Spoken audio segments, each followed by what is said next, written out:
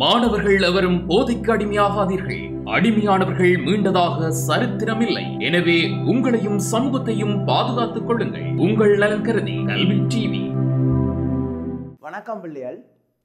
நாங்கள் இன்றைக்கு கணக்கீட்டு பாடத்தில் முதலாவது விஷயமான கணக்கீட்டு அறிமுகம், அதாவது எந்த ஒரு பாடத்திலையும் அதின் அறிமுக கட்டம் என்றது எங்களுக்கு ரொம்ப முக்கியமான ஒரு விஷயம். அறிமுகம் என்றால் நாங்கள் அந்த பாடத்தில் என்னென்னத்தை படிக்க போகிறோம், அந்த பாடத்தின் தேவைப்பாடு என்ன என்றதுதான் அந்த அறிமுகத்தில் இருக்கும். அப்போ அதை பற்றியெல்லாம் நீங்கள் தெரிஞ்சு வச்சிருந்தா தான் நீங்கள் அந்த பாடத்தை வினைத்திறனாக படித்து கொள்ள முடியும். எப்போவுமே எதையும் கொஞ்சம் விளக்கி வச்சுட்டு அதை பற்றி தெரிஞ்சு வச்சுட்டு நாங்கள் அதுக்குள்ளே போய்க்க அல்லது அதை பற்றி படிக்க அது எங்களுக்கு இன்னும் வினைத்திறனான ஒரு விஷயமாக இருக்கும். அந்த வகையில் தான் எந்த பாடங்களை எடுத்துக்கொண்டாலும் முதலாவதாக எப்போவுமே எங்களுக்கு அறிமுக கட்டங்கள்லாம் நடக்கும். சரிதானே? அந்த வகையில் நாங்கள் இன்றைக்கு கணக்கீட்டின் அறிமுகத்தை பற்றி படிக்க போகிறோம். கணக்கீடு ஒவ்வொரு நிறுவனங்களுக்கும் மிக முக்கியமான ஒரு விடயம். பொதுவாக பார்த்தா பிள்ளைகள், எங்களோட தனியுடைமைகள் நாங்கள் பார்க்குற எங்களோட பக்கத்து வீட்டு முன் வீட்டு கடைகளில் பெரும்பாலும் என்ன செய்யப்படுகிறதில்லை, கணக்குகள் பேணப்படுவதில்லை. இப்போ நீங்கள் ஏஎல் படிக்க தொடங்கினா பிறகோ அல்லது ஓஎல்ல கொமர்ஸ் படிக்க வலிக்கிட்டா பிறகோ கணக்கீட்டை பற்றி படித்த உடனேயோ நீங்கள் போய் கேட்பீங்களே, என்ன நீங்கள் கணக்கு செய்கிறீங்களா, உங்களுக்கு எவ்வளவு லாபம் வருது, உங்களை டேர்ன் ஓவர் எவ்வளோ வருது, என்ன விற்பனை பொருள் எவ்வளோ வருதுன்னு கேட்டு பார்த்துருப்பீங்களா. அவங்க சொல்லுவாங்க எங்களுக்கு அதெல்லாம் தெரியாது, ஏதோ போகுது, அவ்வளவும் தான். ஸோ தனியுடைமை நிறுவனங்கள் பெரும்பாலும் என்ன செய்கிறேல, கணக்கீடு செய்ய விரும்புகிறதும் இல்லை, கணக்கீடு செய்கிறதும் இல்லை.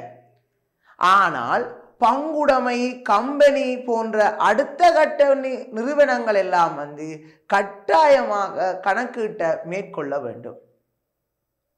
அப்ப இந்த கணக்கீடு என்றா என்ன, கணக்கீடு ஏன் தயாரிக்கணும் என்று பார்க்கிறதும் அது சம்பந்தமான விடயங்களை பார்க்கிறதும் தான் இன்றைக்கான பாடமாக நாங்கள் இருக்குது. இப்ப ஒரு நிறுவனம் ஒன்று தொடர்ந்து பூட்டப்பட்டு இருந்துச்சுண்டா அல்லது ஒரு கொஞ்ச காலம் இயங்கினது திடீரென்று ஸ்டாப் பண்ணிட்டாங்களா, அந்த கடையால் நீங்கள் போய் வரைக்க நீங்கள் நெடுகளும் வாங்கின ஒரு கடையாக இருக்கும். அப்போ நீங்கள் அந்த கடையால் போய் வரைக்க நீங்களும் உங்கள் வேறு நபர்களோட சிலாகிச்சு கொள்வீங்க, நட்டத்தில் போட்டுதாக்கும், ஆளுக்கு ஒரே கடனாக்கும், கடைன்ற பேரில் நிறைய கடன்களை வேண்டி ஆள் நட்டப்பட்டு போன ஒரே வட்டி கொடுக்குறாருன்னு தான் கதைக்கிறீங்க. எப்பாவது ஒன்று ரெண்டு உண்மையாக இருந்தால் மட்டும்தான் அவருக்கு உடல்நிலை சரியில்லை அப்படி இப்படி எதுவும் கதைப்போம். மிச்சம் எல்லாம் பாருங்கோ நட்டத்தில் போட்டுது, சரியா வியாபாரம் போகல, சரியா கடன் நடக்கல, கடைக்கு கடன் கூடிட்டுது, இவர் கடன் வேண்டி மூலதனம் போட்டால் என்ன நடக்கும் என்று பாருங்கோ. ஒரு ரகமான சிலாகிப்புகள்லாம் அங்கே இருக்க போகுது. அப்போ பிள்ளைகள் இந்த நட்டத்தில் போச்சுதா, வியாபாரம் காணாதா, இவர் கூட கடன் வேண்டினாரா, மூலதனம் எல்லாம் கடனா போட்டு அதால நிறைய வட்டியை கொடுக்க வேண்டி வருதா என்றதை பற்றி எல்லாம் சொல்ல போற விடயம்தான் பிள்ளைகள் கணக்கீடு. இப்ப இதுல எல்லாத்தையும் பற்றி தெரிஞ்சு கொண்டு இதை பற்றி எல்லாம் கதைக்கிற விடயம்தான் பிள்ளைகள் என்ன, கணக்கீடு. அதுக்காகத்தான் கணக்கீடு இருக்கிறார், அக்கவுண்டிங், அதுக்காகத்தான் அக்கவுண்டிங் இருக்கிறார், எங்களோட கணக்கீடு இருக்கிறார். அப்போ பாருங்கோ, உங்களுக்கு தெரியும் கணக்கீடுண்டா என்னன்றது. பாருங்கோ, இப்போ சொல்ல போறேன்னு கவனிச்சு கொள்ளுங்க. நிறுவனம் இருக்குத்தானே, சரி, அதுக்கு முதல் உங்களுக்கு இன்னொரு உதாரணம் ஒன்று சொல்லி போட்டு போறேன். எங்களை எல்லாருக்கும் பிள்ளைகள் தேர்ச்சி அறிக்கை தருவாங்கல்லானே, ஒரு பள்ளிக்கத்தில் ஒவ்வொரு டேர்முடைய தேர்ச்சி அறிக்கை தருவாங்க, அல்லது ஓஎல்ஏஎல் எடுத்தா ஓஎல்ஏஎல் ரிசல்ட் சீட் தருவாங்களானே பிள்ளைகள். அந்த ஓஎல்ஏஎல் ரிசல்ட் சீட்டு அல்லது அந்த தேர்ச்சி அறிக்கை எல்லாம் ஏன் பிள்ளைகள் தேவை யோசிச்சு பாருங்க பாப்போம். ஏன் அந்த எக்ஸாம் வைக்காம விடலாமே, தேர்ச்சி அறிக்கை தராம விடலாமே. உங்களோட பள்ளிக்க மாட்டாங்கல்ல, உங்களோட பள்ளிக்க மட்ட எக்ஸாமை வச்சு நீங்க ஒன்றும் சாதிக்க போறது இல்லை தானே. அதை வச்சு கொண்டு யூனிவர்சிட்டி என்ட்ரிஸோ ஏஎல் தெரிவு பாடங்களோ ஒன்றுமே வைக்கிறதில்லை தானே. அது பொது பரீட்சைகளால் தானே வைக்கப்படுகின்றது. ஆனாலும் எங்களோட பள்ளிக்கங்கள்ல வந்து ஒவ்வொரு டேர்மும் வைக்கிறாங்க. ஒவ்வொரு டேர்மும் முடிய எங்களுக்கு ரிப்போர்ட் தாராங்க, தேர்ச்சி அறிக்கை தாராங்க. என்ன காரணத்துக்காகன்னு பார்ப்போம். எங்கட படிப்பில் எங்களில் அக்கறை செலுத்துறதுக்குன்னு எங்களுடைய அம்மா அப்பா அக்கா அண்ணா பக்கத்து வீட்டுக்காரர் எங்களோட போட்டியாளர்களான எங்களோட நண்பர்கள் என்ன அப்படிப்பட்ட ஆக்கள் எல்லாம் இருப்பினமல்லோ. அது எல்லாம் என்ன தம்பி வடிவா படிக்கிறானோ பிள்ளை வடிவா படிக்குதோண்டு உங்களோட ரிப்போர்ட்டை வச்சு தான் பார்ப்பாங்க. உங்களோட ரிப்போர்ட்டை வச்சு தான் ஓ இவருக்கு இது காணாது, அப்போ இந்த பாடத்துக்கு யார்டையும் வகுப்புக்கு விடணும், இது காணாது, இதில் கொஞ்சம் கூட கவனம் எடுக்கணும், பேப்பர் செய்யண்டு உங்களை பற்றி என்ன எடுக்கினோம், தீர்மானம் எடுக்கினோம், ஒரு டிசிஷன் எடுக்கணும். உங்களுக்கு அடுத்த கட்டமாக உங்களோட படிப்பு எப்படி நகர்த்தணுன்றதுக்கான டிசிஷன் எடுக்கணும். அப்போ அந்த டிசிஷன் எடுக்கிறதுக்கு தேவையான இன்ஃபர்மேஷன்ஸ் தகவல்களை எது கொடுக்குது, இந்த தேர்ச்சி அறிக்கை, இந்த ரிப்போர்ட் கொடுக்குது. அப்போ பாருங்கோ, இதே மாதிரியான ஒரு நடவடிக்கையை தான் எங்களோட கணக்கீடும் நிறுவனங்களில் செய்து கொண்டிருக்குது. உங்களில் அக்கறை செலுத்துகிற மாதிரி நிறுவனத்தில் அக்கறை செலுத்த ஒரு ஆக்கள் கொஞ்சம் ஒரு கூட்டமே இருக்குது பிள்ளைகள். உங்களுடைய அம்மா அப்பா உங்களுக்கு உரிமையாளர், அதே மாதிரி நிறுவனத்துக்கு உரிமையாளர் அக்கறை செலுத்துவார். உங்களோட முகாமையாளர்கள் அக்கா அண்ணாக்கள் ஒரு முகாமையாளர்கள் மாதிரி என்ன உங்களுக்கு. அதே மாதிரி நிறுவனத்தின் முகாமையாளர்கள், ஊழியர்கள், போட்டியாளர்கள், வாடிக்கையாளர்கள், சமூகம், அரசாங்கம் என்று இப்படிப்பட்ட தரப்பினர்கள் எல்லாம் எண்ணத்தில் வணிகத்தில் அக்கறை செலுத்தும்.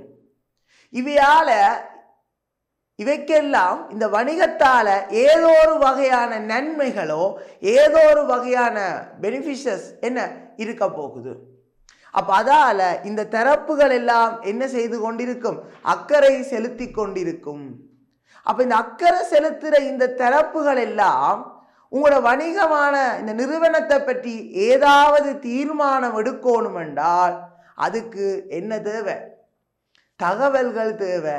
அந்த தகவல்களை நாங்கள் யார் மூலம் கொடுக்க போறோம், கணக்கீட்டின் மூலம் தான் கொடுக்க போறோம். யார் மூலம் கொடுக்க போறோம், கணக்கீட்டின் மூலம் தான் கொடுக்க போறோம். அப்போ பிள்ளைகள் இப்பவே உங்களுக்கு கிட்டத்தட்ட கணக்கீட்டுக்கான வரவிலக்கணத்தை என்ன செய்து கொள்ளக்கூடியதாக இருக்கும், விளங்கி கொள்ளக்கூடிய மாதிரியோ அல்லது ஊகித்து கொள்ளக்கூடிய மாதிரியோ இருக்கும்.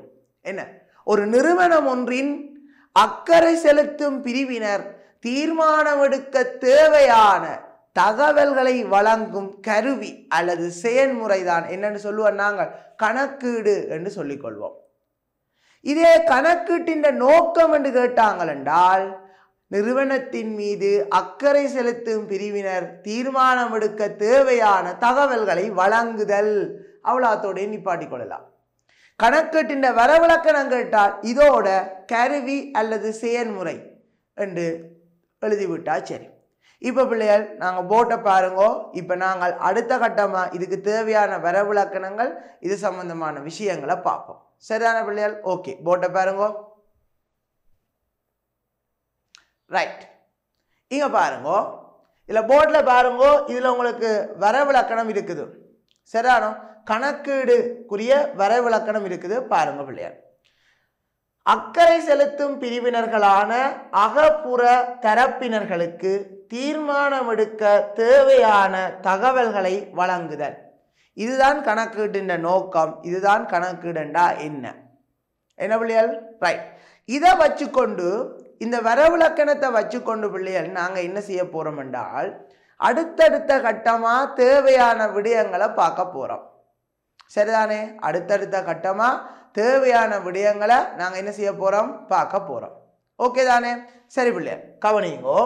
அக்கறை செலுத்தும் பிரிவினர்களான அகப்புற தரப்பினர்கள். அப்ப அக்கறை செலுத்தும் பிரிவினர்கள் எத்தனை பேர் இருக்கணும்? 2 பேர் இருக்கணும். ஒன்று அகத்தரப்பு, புறத்தரப்பு. சரியானே? அப்ப அவை யார் யாருண்டு அடுத்ததா பார்க்கிறோம். இங்க பாருங்க பிள்ளைகள், அக்கறை செலுத்தும் பிரிவினர்கள் உரிமையாளர்கள், முகாமையாளர்கள், ஊழியர்கள், அரச நிறுவனம், வாடிக்கையாளர்கள், கடன் கொடுத்தோரும் கடன் வழங்கும் நிறுவனங்களும்.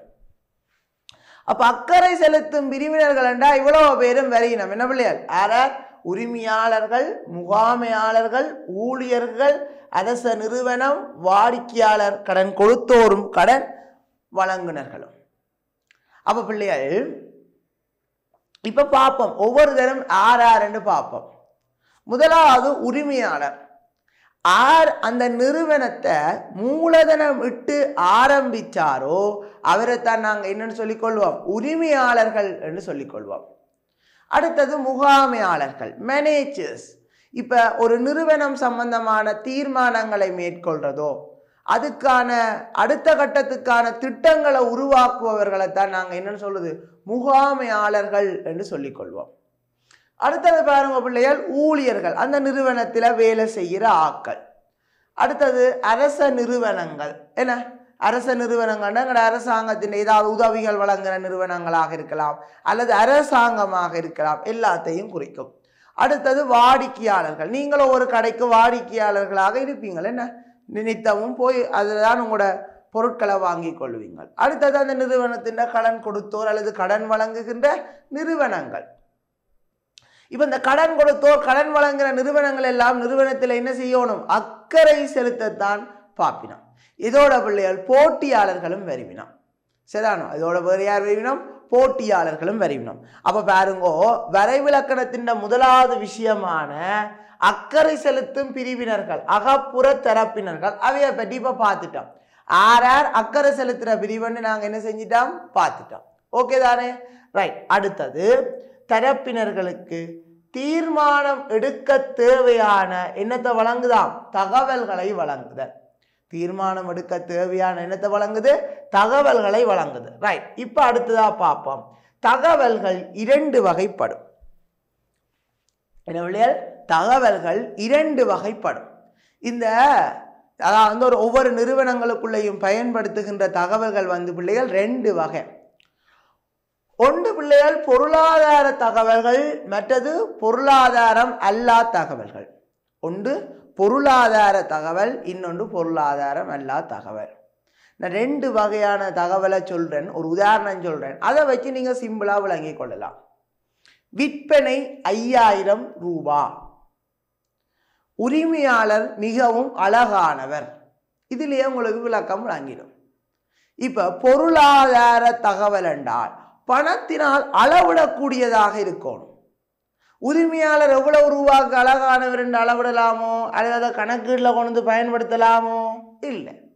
அல்லது முகாமையாளர் தேர்ச்சியானவர்கள், ஊழியர்கள் தேர்ச்சியானவர்கள், இந்த தகவல்கள் வணிகத்துக்கு தேவை, ஆனால் கணக்கீட்டுக்கு தேவையில்லை. அப்போ பணத்தினால் அளவிடக்கூடியதாக இருந்தால் அது பொருளாதார தகவல். விற்பனை 5000, கொள்வனவு 4000, சம்பளம் 10000 என்று சொல்லுவாங்களே. அப்ப பணத்தினால் அளவிடக்கூடியதாக இருந்தால் அது பொருளாதார தகவல்கள். பணத்தினால் அளவிட முடியாட்டில் அது என்ன, பொருளாதாரம் அல்லா தகவல்கள். அது என்ன பிள்ளைகள், பொருளாதாரம் அல்லா தகவல்கள். சரிதான பிள்ளைகள்? அப்ப பாருங்க, முதலாவது கணக்கீட்டின் வரைவிலக்கணம் பார்த்தினாங்க. என்ன, அக்கறை செலுத்தும் பிரிவினர்கள் தீர்மானம் எடுக்க தேவையான தகவல்களை வழங்குதல் அந்த கணக்கீட்டின் நோக்கம் அல்லது அதன் வரைவிலக்கணமாக இருக்கும். அதை வச்சு கொண்டு பிள்ளைகள் அக்கறை செலுத்தும் பிரிவினர்கள் யார் யார் என்று பார்த்தினாங்க. அடுத்தது தகவல்கள்ட்ட ரெண்டு வகை பார்த்துட்டோம். ஓகேயா? சரி, அடுத்த விஷயத்தை பார்ப்போம். கணக்கீடு. அப்ப அப்படி செய்யறவர் தானே கணக்கீடு. இந்த கணக்கீட்டுக்கு ரெண்டு வகை இருக்குது பிள்ளையர். கணக்கீட்டுக்கு ரெண்டு வகை இருக்குது, தெரிஞ்சிருக்கும் உங்களுக்கு. என்ன, ஒன்று நிதி கணக்கீடு, மற்றது என்ன கணக்கீடு, முகாமை கணக்கீடு. ஒன்று பிள்ளையர் நிதி கணக்கீடு, மற்றது என்ன, முகாமை கணக்கீடு. அப்ப இப்ப அடுத்த கட்டமாக நாங்கள் இந்த ரெண்டு வகை கணக்கீட்டுக்கும் இடையிலான வேறுபாடுகள் என்னென்னதை பார்க்க போறோம். சரியான பிள்ளைகள்? அப்ப எல்லாரும் போட்ட பாருங்கோ. சரி, இதுல கிடக்குது பாருங்கோ, நிதி கணக்கீடுகள் முகாமை கணக்கீட்டுக்கு இடையிலான வேறுபாடு இருக்குது. முதலாவது பாருங்க பிள்ளைகள், இந்த நிதி கணக்கீடு முகாமை கணக்கீட்டுக்கான ஒவ்வொரு பிரிவு அடிப்படைகள் முக்கியமானது பிள்ளைகள் 4 பிரிவு அடிப்படைகள் தான் இருக்குது. இந்த 4 பிரிவு அடிப்படைகளையும் வச்சுக்கொண்டு இந்த ரெண்டுக்கும் இடையிலான வேறுபாட்டை நாங்கள் என்ன செய்ய போறோம், பார்க்க போறோம். சரிதானே? ரைட். அந்த வகையில் இப்ப முதலாவது நான் இப்ப இதுக்கு பிள்ளைகள் உங்களுக்கு ஒரு உதாரணம் ஒன்றை சொல்லி போட்டு அதன் மூலம் வச்சு கொண்டுதான் நாங்கள் இந்த நிதி கணக்கீடு முகாம கணக்கீட்டை பற்றி பார்க்க போறோம். இப்ப ஒரு கொக்கோகோலா பாட்டில் அல்லது பெப்சி சோடா அல்லது நீங்க வாங்குற என்னவாவது ஒரு பொருளோட உதாரணம் எடுத்து பார்ப்போம். இப்ப நான் வந்து சொல்றேன் என்னடா, ஒரு பெப்சி சோடான்ற விலை எங்கள் எல்லாருக்குமே தெரியும். ஏன்னா ஒரு 400 ரூபான்னு வையுங்க, அது எல்லாருக்குமே தெரிஞ்ச விஷயம். அந்த விலை எவ்வளவு பிள்ளைகள்? 400 ரூபா. இப்போ ஒரு அந்த நிறுவனத்தில் எவ்வளோ ப்ராஃபிட் உழைச்சிருக்குது, எவ்வளவு சேல்ஸ் நடந்திருக்குன்னு கேட்டாலும், விற்பனை எவ்வளவு நடந்திருக்குது, எவ்வளவு லாபம் உழைச்சிருக்குன்னு கேட்டாலும் எங்களுக்கு தெரியும். அதனால் அறிஞ்சு கொள்ளக்கூடிய மாதிரியும் இருக்கும். ஆனால் அந்த ஒரு பெப்சி போத்தில் 1 லிட்டர் பெப்சியை உற்பத்தி செய்யறதுக்கு எவ்வளவு கிரியமாகி இருக்கும் என்று எங்களாருக்கும் தெரியுமா? அல்லது அவங்கள பற்றிய உள்ளார்ந்த விடயங்கள் எங்களாருக்கும் தெரியுமா? தெரியாது. எல்லாரையும் அறியக்கூடிய மாதிரி இருக்குமா? தெரியாது. அது அந்த நிறுவனத்துக்கு உள்ள இருக்கிறவனுக்கு மட்டும்தான் தெரியும். அல்லது அந்த பெப்சி கம்பெனியின் அடுத்த கட்ட நகர்வு என்ன எங்களுக்கு யாருக்காவது தெரியுமா? இல்லை. அது அவங்களுக்கு மட்டும்தான் தெரியும். அதை பற்றி என்னத்தை பற்றி ஆராயிறாங்க, அடுத்தது என்னத்தை பற்றி எல்லாம் செய்ய போறாங்கன்றதை பற்றி அவங்களுக்கு தான் என்ன பிள்ளையால் தெரியும். அப்ப அதை வச்சுக்கொண்டே 2 வகையான கணக்கீட்டை நாங்க பார்த்து கொள்ளலாம். எல்லாருமே அறிஞ்சு கொள்ளக்கூடிய மாதிரி அக்கறை செலுத்துற எல்லாருக்குமே, அதாவது வந்து அகத்தரப்பாக இருந்தாலும் சரி புறத்தரப்பாக இருந்தாலும் சரி, எல்லாருக்குமே அதை பற்றிய விளக்கம் கொடுத்து அதை பற்றிய தகவல்கள் கிடைக்க செஞ்சால் அது பிள்ளைகள் நிதி கணக்கீடுகள் என்று சொல்லிக் கொள்வோம். அது என்னன்னு சொல்றது? நிதி கணக்கீடு. அப்ப நிதி கணக்கீடு பற்றிய தகவல்கள் எல்லாருக்கும் கிடைக்கும். அகத்தரப்புக்கும் கிடைக்கும், புறத்தரப்புக்கும் கிடைக்கும். அகத்தரப்பும் தீர்மானம் எடுக்கலாம், புறத்தரப்பும் தீர்மானத்தை எடுத்துக்கொள்ளலாம். ஆனால் சில தகவல்கள் எங்கள் எல்லாருக்குமே தெரியாது. அந்த நிறுவனத்துக்குள்ள இருக்கிற அகத்தரப்புக்கு மட்டும்தான் தெரியும். அப்ப அகத்தரப்பினருக்கு மட்டும் தீர்மானம் எடுக்கிறதுக்கான தகவல்களை கொடுத்து சென்றா அது என்ன கணக்கீடு? முகாம கணக்கீடு. அப்ப சிம்பிளா அதை நாங்கள் விளங்கிக் கொள்ளலாம். என்ன பிள்ளையா? அகம் மற்றும் புறத்தரப்பு 2 பேருக்குமே அல்லது அக்கறை செலுத்தும் சகல தரப்புக்குமே தீர்மானம் எடுக்கிறதுக்குரிய தகவல்களை கொடுத்து சென்றா அது நிதி கணக்கீடு. இல்ல அகத்தரப்புக்கு மட்டும்தான் நாங்கள் தகவல்களை வழங்குறோம், உள்ள இருக்கிறார்களுக்கு மட்டும்தான் நாங்கள் தீர்மானம் எடுக்கிறக்குரிய தகவல்களை கொடுப்போம் என்று சொல்லி சென்றா அது என்ன கணக்கீடு? முகாமை கணக்கீடு. அது என்ன கணக்கீடு பிள்ளையால்? முகாமை கணக்கீடு. ஸோ அதை வச்சுக்கொண்டு இப்போ நாங்கள் இது 2க்கும் இடையிலான வேறுபாடை பார்ப்போம். அப்போ முதலாவது வேறுபாடு பாருங்க பிள்ளைகள், அந்த முதல் ஸ்லைட்ல நீங்க பார்த்து கொண்டிருப்பீங்க. என்ன சொல்லிக்கிறாங்க? தகவல் லைனை பயன்படுத்தும் தரப்பினர், கணக்கீட்ட பயன்படுத்தும் தரப்பினர். நிதி கணக்கீடு அகப்புற தரப்பினர், முகாம கணக்கீடு அகத்தரப்பினர். அல்லது என்னன்னு சொல்றது? யாருக்கு தகவல்களை வழங்குது? என்ன? நிதி கணக்கீடு அகப்புற தரப்பினர், முகாம கணக்கீடு அகத்தரப்பினருக்கு மாத்திரம். அகத்தரப்பினருக்கு மாத்திரம். சரி, இப்ப அடுத்த கட்டங்களுக்கு ஒவ்வொரு விடயங்களை பார்த்து கொண்டு போவோம். இப்ப உதாரணத்துக்கு சொல்ல போனா பிள்ளைகள் அடுத்த விஷயத்தை பார்ப்போம். பயன்படுத்தும் தகவல்கள் அதுகளுக்கெல்லாம் பார்ப்போம். சரியானே? ரைட். அந்த வகையில நாங்க பார்த்து கொண்டோம் என்றால் இப்போ ஒரு உதாரணம் ஒன்று எடுத்துக்கொள்வோம் இல்லையா? இப்ப நான் வந்து ஒரு 2 வகையான உதாரணத்தை சொல்லி இதை உங்களுக்கு ஞாபகப்படுத்த வைக்கிறதுக்காக சொல்றேன். சரியானோ? இந்த வேறுபாட்டை நீங்க ஞாபகப்படுத்துறதுக்காக 2 வகையான உதாரணத்தை சொல்றேன். அதை ஞாபகம் வச்சிருந்தீங்களா பிள்ளைகள், உங்களுக்கு என்றைக்குமே இந்த வேறுபாடு மறக்காது. நீங்களும் ஞாபகத்தை வச்சுக்கொள்ள உங்களுக்கும் சுகமா இருக்கும். அதுக்கு நீங்கள் ஆகலும் பதற்றப்பட வேண்டிய விடயமாகவும் இருக்காது. ஓகே தானே? ஸோ அந்த 2 உதாரணம் என்னென்று ஒரு உதாரணத்தை வச்சுக்கொண்டு பார்ப்போம். நிதி கணக்கீடு முகாம கணக்கீடுன வேறுபாடு தானே பார்க்க போறோம். சரி, இப்போ எங்களோட ஓஎல் ரிசல்ட்ஸ் இருக்கு தானே, ஒவ்வொரு வருஷம் வருந்தானே ஒரு தட்டு ஓஎல் ரிசல்ட்ஸ், அது ஒரு உதாரணம். ஓஎல் ரிசல்ட்ஸ் ஒரு உதாரணம். இந்த ஓஎல்களோ ஏஎல் எழுதுறதுக்கு முதலோ நீங்கள் ப்ராக்டிஸ் பண்ணி பார்ப்பீங்கல்லாம், சும்மா பாஸ் பேப்பரை ப்ராக்டிஸ், அது ஒரு உதாரணமாக எடுத்துக்கொள்வோம். அப்போ அதுக்கு வர மார்க்ஸ் ஒன்று என்ன பிள்ளைகள்? ஓஎல்ஓ ஏஎல் ரிசல்ட்ஸ். அடுத்தது என்ன? ப்ராக்டிஸ் பேப்பர்ட்ட மார்க்ஸ். இதுலயே உங்களுக்கு தெரியும் OLAL ரிசல்ட்ஸ் எந்த கணக்கீட்டுக்கு உதாரணமா இருக்கும்? நிதி கணக்கீட்டுக்கு உதாரணமா இருக்கும்.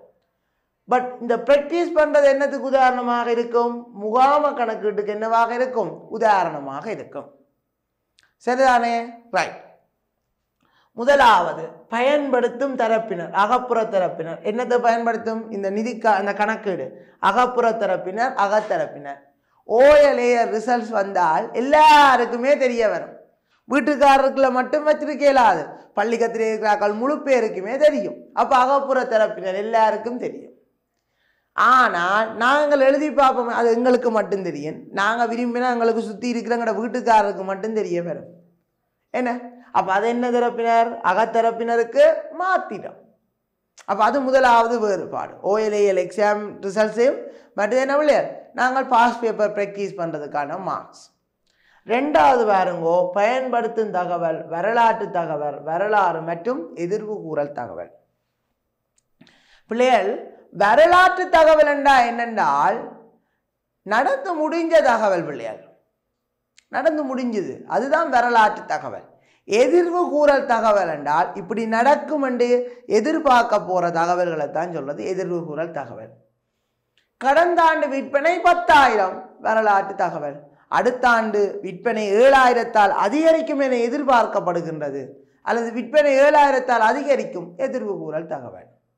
அப்போ அவ்வளோதான் இந்த ரெண்டுக்கும் இடையிலான வித்தியாசம். வரலாற்று தகவல் என்ன நடந்து முடிஞ்ச தகவல், எதிர்வு கூறல் தகவல் என்ன இனி நடக்க போகுதுன்னு நாங்கள் எதிர்பார்க்கணும், எக்ஸ்பெக்ட் பண்றோம் இல்லையா.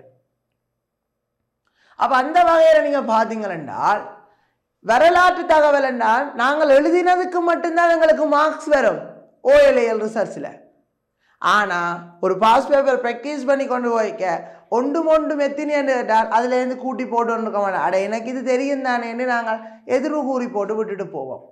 அப்ப இப்ப பாருங்கோ, OLAL எக்ஸாம் ரிசர்ச்ல நீங்க எழுதினதுக்கு மட்டும்தான் மார்க்ஸ் வரும். ஆனா இங்க எழுதினதுக்கும் மார்க்ஸ் போட்டு பார்ப்பீங்க. இதெல்லாம் எனக்கு தெரியும் என்று அதுக்கும் நீங்க என்ன செய்வீங்க? மார்க்ஸ் போட்டு பார்ப்பீங்க. அப்போ விளக்கத்தை பாருங்கோ, நிதி கணக்கீட்டுக்கு பயன்படுத்தும் தகவல்கள் என்ன? வரலாற்று தகவல்கள், எழுதினதுக்கு மட்டும். முகாம கணக்கீடு வரலாறு மற்றும் எதிர்வு கூறல் தகவல்கள், எழுதினது உங்களுக்கு தெரியும் என்று நினைச்சது எல்லாத்துக்கும் நீங்க மார்க்ஸ் போட்டு பார்ப்பீங்க. விளங்கிச்ச பிள்ளைகள்? ரைட். அடுத்தது தயாரிக்கப்படும் கால அளவு. OLAL எக்ஸாம் வருஷத்துக்கு ஒருக்கா தானே நடக்கும். பாஸ் பேப்பர் ப்ராக்டிஸ் பண்ண உனக்கு எப்பெல்லாம் தேவையோ, எப்பெல்லாம் நீ பேப்பர் செய்து பார்க்கணும்னு நினைக்கிறீங்களோ பிள்ளைகள், அந்த நேரமெல்லாம் நீங்கள் அதை ப்ராக்டிஸ் பண்ணி பார்த்து கொண்டிருக்கலாம்.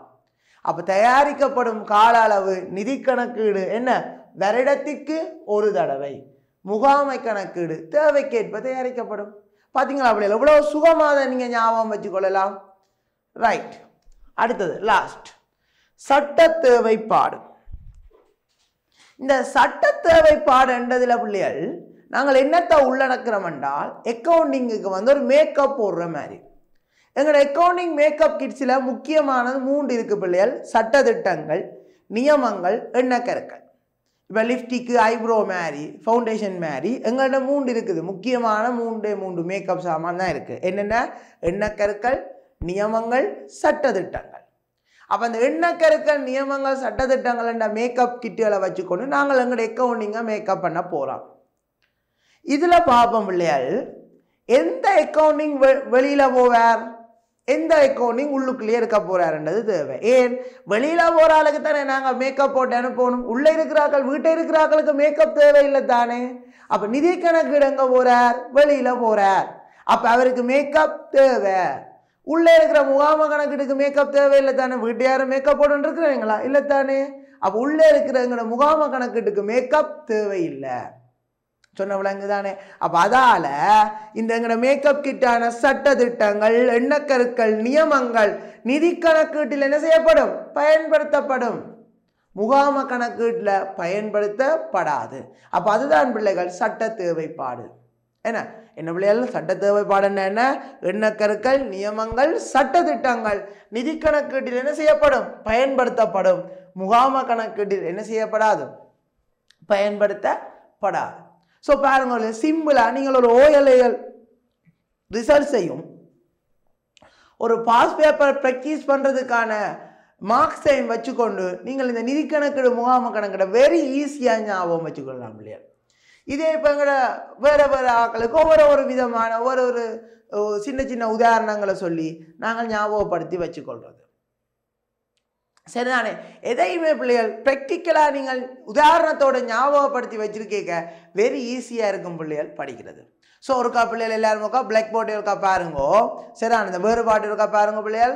ரைட், ஒன்று பாருங்க பிள்ளைகள். பிரிவு அடிப்படையில் நிதி கணக்கீடு முகாம கணக்கீடு பிரிவு அடிப்படைகள்.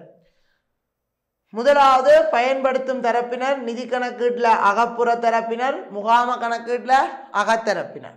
பயன்படுத்தும் தகவல் நிதி கணக்கீட்டில் வரலாற்று தகவல், முகாம கணக்கீட்டில் வரலாறு மற்றும் எதிர்வு கூறல் தகவல்.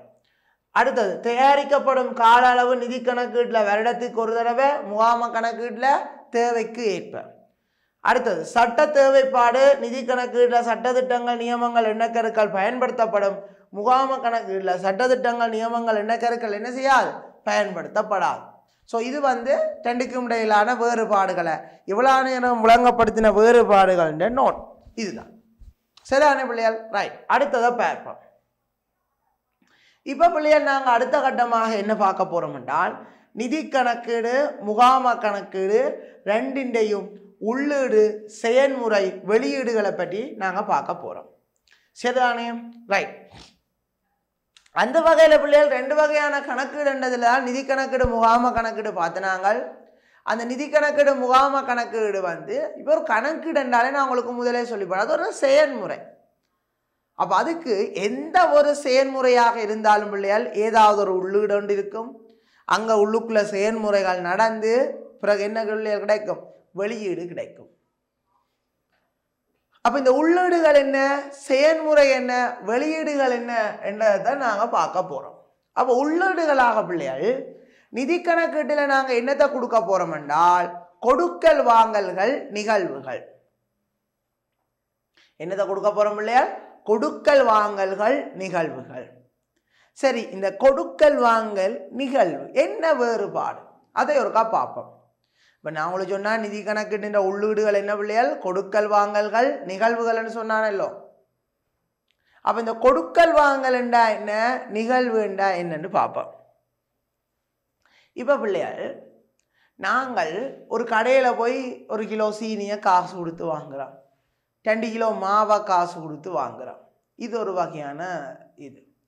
இன்னொரு இடத்துல போயிருக்க இப்போ டியூஷனுக்கோ பள்ளிக்கத்துக்கோ போயிருக்க எங்கேயாவது ஒரு வீட்டை மாமரண்டுண்டா ஜம்பு மரண்டுண்டா அந்த கடல மாங்காய் அடித்து கொண்டோ அல்லது ஜம்புக்காய் பறித்து கொண்டு வீட்டுக்காரருக்கு பார்க்க முதல் ஓடி தின்னுவோம்.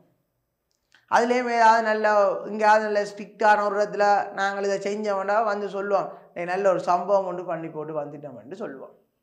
என்ன நைஸாக ஓடி வாரதானே எல்லாருமே சின்ன வயசுகள்லேயே இப்போவும் தான் செய்கிற ஒரு விளையாட்டு தானே. என்ன இந்த கடல மாங்காய் ருசியாக இருக்கும்னு சொல்லுவோம். என்ன ரைட், இப்போ நான் உங்களை ஒன்று கேட்குறேன், இந்த கடையில் போய் காசு கொடுத்து சீனி வாங்கிறத எப்பாவது ஒரு நாள் சொல்லுவீங்களோ நாங்கள் இன்றைக்கு ஒரு சம்பவம் பண்ணிட்டோம்னு எப்பாவது சொல்லுவீங்களோ? சொல்லவே மாட்டோம். ஆனால் இந்த கடல மாங்காய் அடிச்சுட்டு வந்தால் சொல்லுவோமோ இல்லையோ இன்றைய மூக்கு சம்பவம் மச்சான் செய்து விட்டேன்னு பார்த்தியோ சொல்லுவோம் இல்லையோ? அவ்வளோந்தான். இந்த கொடுக்கல் வாங்கல் நிகழ்வுக்கு அவ்வளோந்தான் வேறுபாடு. நீ காசு கொடுத்து சீனி வாங்குற ரெண்டு பக்கம் என்ன இருக்குது வளப்பரிமாற்றம் இருக்குது. காசு போகுது சீனி வருகுது. அப்போ இரு பக்கமும் வளப்பரிமாற்றம் இடம் பெற்றா அது கொடுக்கல் வாங்கல்கள். இப்போ மாங்காய் அப்படி இல்லையே கடல மாங்காய் அடிக்கிறது. இரு பக்கமும் வளப்பரிமாற்றம் இடம்பெறாட்டில் அது நிகழ்வுகள். கொடுக்கல் வாங்கலா இருந்தாலும் சரி நிகழ்வாக இருந்தாலும் சரி சொத்துக்கள் பொறுப்புகள் உரிமை வருமானம் செலவினத்தில் என்ன நடக்கும் மாற்றம் நிகழும். சொத்து பொறுப்பு உரிமை வருமானம் செலவினத்தில் என்ன நடக்கும் மாற்றம் நிகழும். ஆனால் முக்கியமான வேறுபாடு என்ன இரு பக்கமும் வளப்பரிமாற்றம் இடம்பெற்று சொத்து பொறுப்பு உரிமை வருமானம் செலவினத்தில் மாற்றம் நடந்தால் அது கொடுக்கல் வாங்கல்கள். இரு பக்கமும் வளப்பரிமாற்றம் இடம்பெறாம சொத்து பொறுப்பு உரிமை வருமானம் செலவினத்தில் மாற்றம் ஏற்பட்டுச்சென்றா அது நிகழ்வுகள். அவ்வளோ நான் பிள்ளைகள் அதுக்குரிய வர விளக்கணும் சரிதானே. அப்போ இதுதான் கொடுக்கல் வாங்கல்களுக்கும் நிகழ்வுகளுக்கு உரிய உதாரணம். இப்போ ஏதாவது தீ அழிவு அதில் எல்லாம் என்ன பிள்ளைகள் நிகழ்வுகளாக இருக்கும். மற்றதெல்லாம் கொடுக்கல் வாங்கல், இதில் காசு கொள்ளுணவு, காசு விற்பனை, மின்சாரம் செலுத்தியது, சம்பளம் செலுத்தியது எல்லாம் என்ன பிள்ளைகள் கொடுக்கல் வாங்கல்கள். அப்போ நிதி கணக்கீட்டின் உள்ளீடுகள் என்ன பிள்ளைகள் கொடுக்கல் வாங்கல்கள் நிகழ்வுகள். போட்ட பாருங்க பிள்ளைகள். ரைட். கொடுக்கல் வாங்கல்கள் நிகழ்வுகள். செயல்முறை என்னண்டா பிள்ளைகள் முதலாவது அங்கீகரித்தலும் அளவிடலும். இப்போ அங்கீகரித்தல் பிள்ளைகள் எத்தனையோ விதமான நிகழ்வுகள் நடக்கும், எத்தனையோ விதமான கொடுக்கல் வாங்கல்கள் எல்லாம் நடக்கும். அப்போ அதில் இந்த கணக்கீட்டுக்குள்ளே தான் வரணும், நிதி கணக்கீட்டுக்கு வரணும் என்றால் அதைத்தான் அங்கீகரிக்கிறது. அது எவ்வளவு பெறுமதி என்று கணிப்புறதுக்கு பேர் அளவிடல். ரெண்டாவது பிள்ளைகள் அதை நாங்கள் என்ன செய்வோம் பதிவு செய்வோம். மூல ஆவணங்கள்லையோ இங்கேயோ என்ன செய்வோம் நாங்கள் மூல ஆவணங்கள் என்ன செய்வோம் அதை நாங்கள் ஃபர்ஸ்ட் பதிவோம். இப்போ நீங்கள் ஒரு கடையில் ஷர்ட் எடுக்க போறீங்கன்னாலே ஷர்ட் எடுத்த உடனே ஃபர்ஸ்ட் உங்களுக்கு என்ன தாராங்க பில் தாராங்க. அந்த பில்லான் மூல ஆவணம். அந்த பில்லை வச்சு கொண்டு தான் அவன் அடுத்த கட்டமாக தன் நடவடிக்கை எல்லாத்தையும் மேற்கொள்வான். அப்போ ரெண்டாவது பதிவு செய்தல். பிறகு வகைப்படுத்துதல் பிள்ளையா இது என்னென்ன வகை, இது எந்தெந்த ஏடுகளுக்கு போகும் என்று வகைப்படுத்தி அதுகளை எல்லாம் பதிவு செஞ்சு பிறகு பொழிப்பாக்கி நிதி கூட்டுக்களை தயாரிக்கிறது. அதை வச்சுக்கொண்டு நாங்கள் என்ன செய்வோம் பகுப்பாய்வு செய்வோம். பகுப்பாய்வு செய்வோம். அப்போ பிள்ளையா நிதி கணக்கீட்டின செயல்முறைகள் என்று பார்த்தா என்ன அங்கீகரித்தலும் அளவிடலும் பதிவு செய்தல் வகைப்படுத்தல் பொழிப்பாக்குதல் பகுப்பாய்வு செய்தல். மற்றது என்ன பிள்ளைகள் பகுப்பாய்வு செய்தல். அப்போ இவ்வளோ என்னவா இருக்குது நிதி கணக்கீட்டின செயல்முறை. அப்போ உள்ளீடா கொடுக்கல் வாங்கல் நிகழ்வுகளை கொடுத்து செயல்முறையாக அங்கீகரித்து அளவிட்டு பதிவு செய்து வகைப்படுத்தி பொழிப்பாக்கி பகுப்பாய்வு செய்து வெளியீடாக என்னத்தை பெற்றுக்கொள்கிறோம் நிதி கூட்டுக்களை பெற்றுக்கொள்கின்றோம். நிதி கூட்டுக்களை பெற்றுக்கொள்கின்றோம். அப்போ ஒத்த வார்த்தையில சொல்ல சொன்னா நிதி கணக்கீட்டின் வெளியீடுகள் என்றா ஒரு வார்த்தையில சொல்லுவியல் என்ன விளையாடு நிதி கூட்டுக்கள். ஒரு வார்த்தையில சொல்லுவியல் என்னண்டு நிதி கூட்டுக்கள். அப்ப நிதி கூட்டுக்கள் என்னென்னன்றதை அடுத்த ஸ்லைட்ல பார்க்க போறோம். நிதி கூட்டுக்கள் என்னென்ன இருக்குது அது ஏன் தயாரிக்கிறோம்ன்றது எல்லாத்தையும் அடுத்த ஸ்லைட்ல பார்க்க போறோம். அப்ப பாருங்க பிள்ளைகள் நிதி கூட்டுக்கள் வடிவா போட பாருங்க பிள்ளைகள் என்ன நிதி கூட்டுக்கள். முதலாவது வருமான கூட்டு. நான் சிம்பிள் ஷார்ட் ஃபார்ம்ல போட்டிருக்கேன். லாபம் அல்லது நட்டம் மற்றும் ஏனைய முற்றுமடங்கிய வருமான கூட்டுன்னு போட்டாலும் சரி வருமான கூட்டு சரிதானே. சில பேர் சொல்லுவாங்க இல்லை அது லாபம் அல்லது நட்டம் மற்றும் ஏனைய முற்றுமடங்கிய வருமான கூட்டுன்னு போடணும்னு பிரச்சனை இல்லை. வருமான கூட்டு. இந்த வருமான கூட்டை ஏன் தயாரிக்கிறோம் பாருங்க பிள்ளைகள் நிதி பெறுபேற்றினை கணிப்பதற்கு பெறுபேறு ரிசல்ட்ஸ் என்னன்னு பார்க்கறதுக்கு. ஒரு பிள்ளை ஒரு உங்களோட ரிசல்ட்ஸ் என்ன ஏஎல் ரிசல்ட்ஸ் என்ன 3Aயோ 2ABயோ அல்லது 3Sஓ 3Cயோ ஃபெயிலோ அவ்வளோதான் உங்களோட நிதி பெறுபேறு. ஆனால் நிறுவனத்தின் ரிசல்ட்ஸ் ஒன்றில் லாபமாக இருக்கும் அல்லது என்னவா இருக்கும் நட்டமாக இருக்கும். அப்போ நிதி பெறுபேற்றை கணிப்பதற்கு லாபமோ நட்டமோ என்னதை கணிக்கிறதுக்கு தான் நாங்கள் என்னத்தை தயாரிக்கிறோம் வருமான கூட்டு தயாரிக்கிறோம். என்னத்தை தயாரிக்கிறோம் வருமான கூட்டு. அப்போ இதை நீங்கள் இன்னும் ஒரு விஷயத்தை நோட் பண்ணணும். குறித்த நிதியாண்டில் நிதியாண்டின் நிதி பெறுபேற்றினை கணிப்பதற்கு தான் என்ன தயாரிக்கப்படும் வருமான கூட்டு தயாரிக்கப்படும்.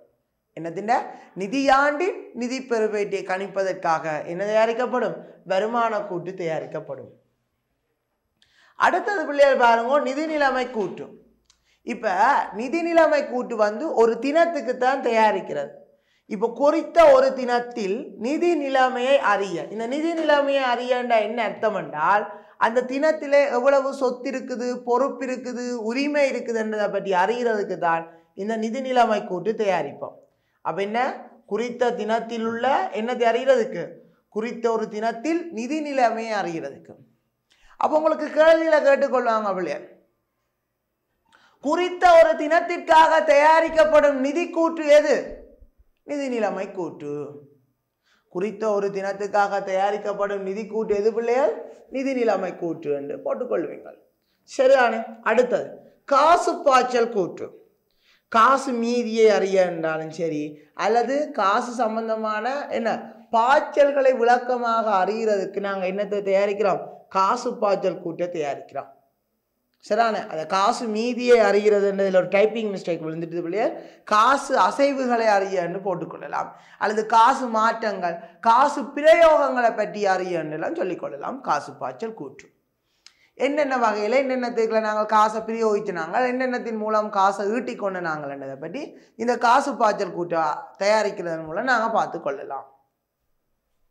அடுத்தது பிள்ளைகள் உரிமை மாற்றல் கூற்று. ஒரு நிதியாண்டில் உரிமை மாற்றம் தொடர்பாகவும் உரிமையிலே ஏற்பட்ட மாற்றங்கள் என்னென்ன நடந்திருக்கின்றதை பற்றி அறிகிறதுக்கு தான் என்ன தயாரிக்கிறோம்? உரிமை மாற்றல் கூற்று தயாரிக்கிறோம். அடுத்தது கணக்கீட்டு கொள்கைகளும் குறிப்புகளும். அது இந்த வெளிப்படுத்தல்களுக்காக தயாரிப்போம். முக்கியமான விடயங்களின் வெளிப்படுத்தல்களுக்காக இந்த கணக்கீட்டு கொள்கைகளும் குறிப்புகளும் என்ன செய்யப்படும்? தயாரிக்கப்படும். அப்போ பாருங்க பிள்ளையார், நிதி கணக்கீட்டின் வெளியீடுகள் என்ன? நிதி கூற்றுக்கள். அந்த நிதி கூற்றுக்கள் 5 இருக்குது. வருமான கூற்று, நிதி நிலைமை கூற்று, காசு பாய்ச்சல் கூற்று, உரிமை மாற்றல் கூற்று, மற்றது என்ன பிள்ளையார்? கணக்கீட்டு கொள்கைகளும் குறிப்புகளும். அப்போ கேள்வியில் கேட்பாங்க, நிதி கூற்றுக்களை கூறுக. வருமான கூற்று அல்லது என்னென்று எழுதிக்கொள்ளலாம்? லாபம் அல்லது நட்டம் மற்றும் ஏனைய முற்றுமடங்கிய வருமான கூற்று என்றும் எழுதி கொள்ளலாம். சரியான பிள்ளைகள், நிதி நிலைமை கூற்று, காசு பாய்ச்சல், உரிமை மாற்றல், கணக்கீட்டு கொள்கைகளும் குறிப்புகளும். இங்க முகாம கணக்கீட்டுக்கு என்ன உள்ளீடுகள் என்று பார்த்தோம் என்றால் என்ன பிள்ளைகள்? வரலாற்று தகவல்களும் எதிர்வு கூறல் தகவல்களும். வரலாற்று தகவல்களும் எதிர்வு கூறல் தகவல்களும். அப்ப இதையே நீங்கள் பிள்ளைகள் நிதி கணக்கீட்டுக்குள்ள பார்த்தீங்கன்னா சொல்லலாம் என்ன? வரலாற்று தகவல்களுக்குள்ள உள்ளடங்குறாங்களான கொடுக்கல் வாங்கல்களும் நிகழ்வுகளும் நீங்க போட்டுக்கொள்ளலாம். அப்ப முகாம கணக்கீட்டுக்கு உள்ளீடா என்னென்ன பயன்படுத்துறோம்? வரலாற்று தகவல்களையும் எதிர்வு கூறல் தகவல்களையும் என்ன செய்யறோம்? உள்ளீடாக பயன்படுத்துறோம். அப்போ உள்ளீடாக பயன்படுத்தி திட்டமிட்டு பாதிட்டு கட்டுப்படுத்துகிற செயல்முறையை செஞ்சா முகாம கணக்கீட்டுக்கு என்ன கிடைக்க போகுது? வெளியீடுகள் கிடைக்க போகுது. என்னென்ன வெளியீடுகள்? பாதீடு, பட்ஜெட், கணக்கீட்டு விகிதங்கள், இந்த ரேஷியோஸ், கூலி மற்றும் இருப்பு கட்டுப்பாடு, எல்லைக்கிரிய பகுப்பாய்வு, முதலீட்டு தீர்மானம். இதெல்லாம் பிள்ளைகள் 13ஆம் ஆண்டின் பிற்பகுதியில் படிக்க போகிற பாடங்கள். அப்போ இதெல்லாம் என்னவா இருக்கும் பிள்ளைகள்? முகாம கணக்கீட்டின் என்னவாக இருக்கும்? வெளியீடுகளாக இருக்கும். இதெல்லாம் என்ன பிள்ளைகள்? முகாம கணக்கீட்டின் என்னவாக இருக்கும்? வெளியீடுகளாக இருக்கும். அப்போ பிள்ளைகள் இன்றைக்கு நாங்கள் கணக்கீடுண்டா என்னென்று பார்த்தோம். அதில் அக்கறை செலுத்துகிற தரப்பினர்கள் யாருன்னு பார்த்தோம். அதில் அதின் வகை பார்த்தோம், தகவல்கள்கிட்ட வகை பார்த்தோம், கணக்கீட்டின் வகை பார்த்தோம், அதின் செயல்முறைகளை பற்றி பார்த்தோம்.